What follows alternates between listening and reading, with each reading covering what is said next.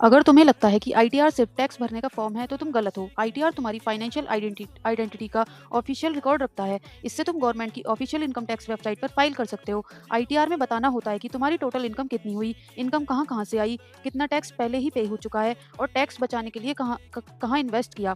ITR file करने के बाद पता चलता है कि तुम्हें और टैक्स देना है, रिफंड मिलना है या सब कुछ पहले ही सेटल हो चुका है। अगर बाकी होता है तो इनकम टैक्स पोर्टल से ही उसका पेमेंट भी किया जा सकता है। लेकिन आईटीआर फाइल कब करना होता है? अगर इनकम टैक्स एक्ट के रूल्स के हिसाब से तुम एलिजिबल हो तो आईटीआर फाइल करना जरूरी होता है। और यहाँ इनकम सिर्फ सैलरी नहीं होती, business income, bank interest, FD interest, rent या कैपिटल गेन्स, ये सब इनकम टैक्स का हिस्सा हो सकते हैं।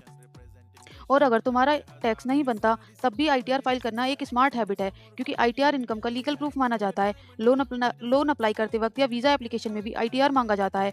टोटल 7 आईटीआर फॉर्म्स होते हैं। आईटीआर 1 ज्यादातर सैलरीड रेसिडेंट इंडिविजुअल के लिए होता है, लेकिन कुछ एलिजिबल